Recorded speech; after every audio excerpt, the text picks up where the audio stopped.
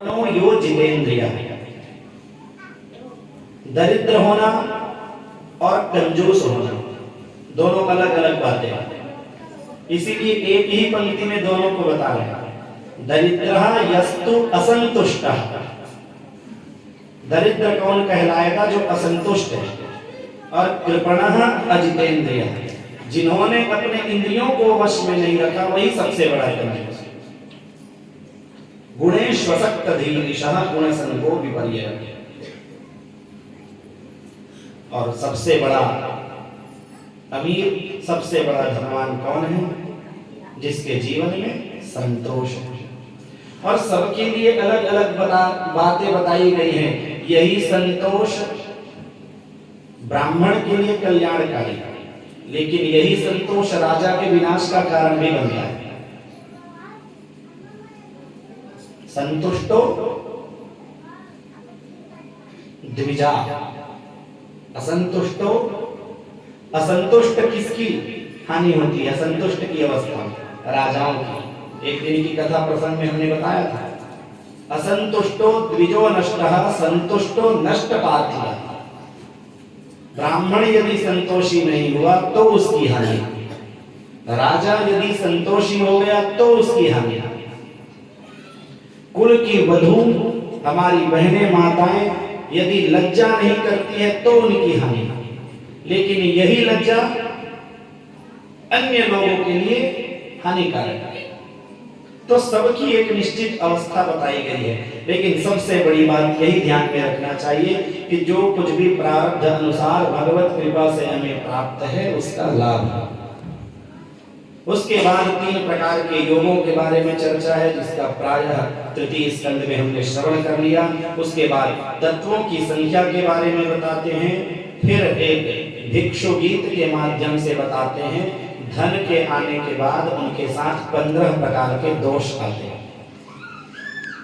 भिक्षु गीत के माध्यम से यह बात बताया गया है, स्तेयं हिंसा नृतं दंभः कामः क्रोधः स्मयो मदः भेदो वैरम विश्वासः संस्पर्धा व्यसनानि च एते पंचदशानर्था ह्यर्थमूला मतांतराणाम। जब हमारे पास आवश्यकता से अधिक धन आ जाए तो उसके साथ साथ 15 प्रकार के दोष आते हैं। सबसे पहले कहते हैं स्तेयम, चोरी। धन कमाने में चोरी का आश्रय ग्रहण करना पड़ जाता है। ज्यादा धन चाहिए, आवश्यकता से ज्यादा धन चाहिए, जितना आपका अधिकार है उससे ज्यादा धन की लालच है, तो ऐसे तो आने वाला नहीं, उसके लिए आपको चोरी करनी पड़ेगी। हिंसा, आपके पास बहुत ज्यादा धन है तो भी कोई आपके प्रति हिंसा की वृत्ति कर सकता है, और आप भी हिंसा करके धन कमा सकते हो। तो स्तेयम हिंसा अनृतम,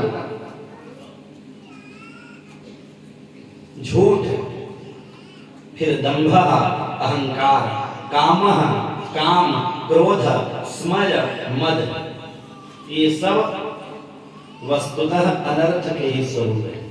और धन जहां आवश्यकता से ज्यादा है, अधिकार से ज्यादा है, वहां ये सब अपने आप आता है। भेदः, धन दो लोगों में भेद करा देता है। चाहे कितना भी प्रेमी व्यक्ति हो, चाहे कितने बड़े से बड़े रिश्तेदार हो, यदि धन के लिए किसी प्रकार का मनमुटाव हो गया तो अच्छा से अच्छा रिश्ता बिगड़ जाता है। भेदः वैरम, धन के कारण वैर हो जाता है। किसी के पास बहुत ज्यादा धन है, सामने वाले के पास कम धन है, तो अपने आप उसको शत्रु मानने लगते।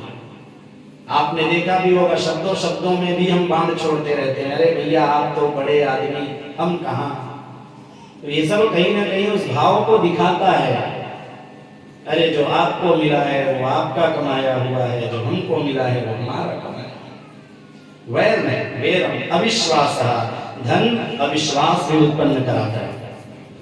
इसीलिए तो जब आप किसी को 100 रुपए के 10 नोट देते हो तो भी व्यक्ति एक बार अवश्य गिनता है, मन में यह विचार करता है कि 100 रुपए है भी कि नहीं, एक बार गिन लिया जाए। अविश्वास, इसीलिए जहां धन है वहां अविश्वास होगा। संस्पर्धा, स्पर्धा होगी, उसके पास इतना तो मेरे पास भी इतना होना चाहिए। व्यसनानि च, जहाँ आवश्यकता से ज्यादा धन हो और जो लोग मर्यादित नहीं हो तो वहां तो अनेकों प्रकार के व्यसन अपने आप प्रारंभ हो जाते हैं। तो एते पंचदशान अर्थाः ह्यर्थमूला मतानुनाम। और जिस भी व्यक्ति को कल्याण चाहिए तो तस्मादनर्थमर्थाख्यम श्रेयोर्थी दूरतः त्यजेत्। जिनको अपना कल्याण चाहिए आवश्यकता से अधिक धन का सेवन न करें।